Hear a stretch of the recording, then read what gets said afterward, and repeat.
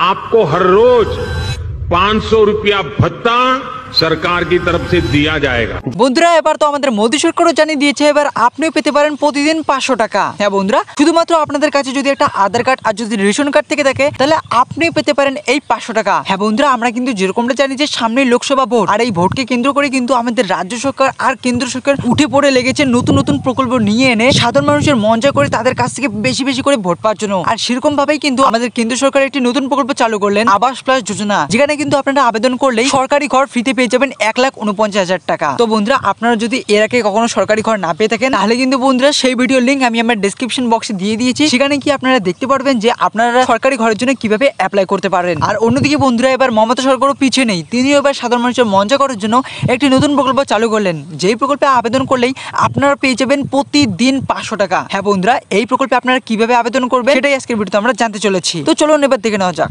সমস্ত মহিলাদের জন্য সুখবর, চালু হলো মুখ্যমন্ত্রী মমতার নতুন প্রকল্প নিজের শুনি। আবেদন করলেই পাবেন 500 টাকা। কিভাবে আবেদন করবেন, কি কি ডকুমেন্ট লাগবে, এই 500 টাকা সুবিধা পেতে হলে কি কি প্রাথমিক যোগ্যতা থাকতে হবে, এই সবকিছু বন্ধুরা আজকের ভিডিওতে আমরা জানতে চলেছি। তবে বন্ধুরা, আপনারা যদি আমাদের চ্যানেলে নতুন হয়ে থাকেন তাহলে এক্ষুনি সাবস্ক্রাইব করে রেখে দিন, কারণ এই ধরনের গুরুত্বপূর্ণ ভিডিও আমি ডেইলি নিয়ে আসি আপনাদের জন্য। তো চলুন দেখে নেওয়া যাক আপনারা এই প্রকল্পে কিভাবে আবেদন করবেন। তো বন্ধুরা, সবার প্রথমে আমরা দেখে নিচ্ছি যে এই 500 টাকা সুবিধা নিতে হলে আপনাদের কি কি শর্ত পালন করতে হবে। তো দেখুন, এখানে বলা হচ্ছে যে এই প্রকল্পের 500 টাকা পেতে হলে আবেদনকারীকে মহিলা হতে হবে, আপনার বয়স অবশ্যই 18 থেকে 55 বছরের মধ্যে থাকতে হবে, গ্রামীণ এবং শহরের উভয় ক্ষেত্রেই মহিলারা এই প্রকল্প থেকে আবেদন করতে পারবে। এর সাথে বন্ধুরা, বার্ষিক পারিবারিক আয় 1,60,000 টাকার বেশি হলে চলবে না, অর্থাৎ আপনাকে মধ্যবিত্ত পরিবারের মধ্যে থাকতে হবে। এর সাথে আপনাকে একজন পশ্চিমবঙ্গের স্থায়ী বাসিন্দা হতে হবে। আর SC, ST, OBC, জেনারেল যে কোনো ক্যাটাগরির মহিলারা এই প্রকল্পে আবেদন করতে পারবেন। এবার আবেদন করতে আপনাদের কি কি ডকুমেন্ট লাগবে, তো দেখুন বন্ধুরা, এখানে বলা হচ্ছে যে ব্যাংকের অ্যাকাউন্টের নাম্বার, আধার কার্ড, ভোটার কার্ড, স্থায়ী বাসিন্দার প্রমাণপত্র, আয়ের শংসাপত্র। তো এবার কিভাবে আবেদন করবেন, তো দেখুন বলা হচ্ছে যে মহিলাদেরকে নিয়ে রাজ্য সরকারের সুদূর প্রসারী চিন্তা ভাবনা। বলা বাহুল্য যে লক্ষ্মীর ভান্ডার প্রকল্প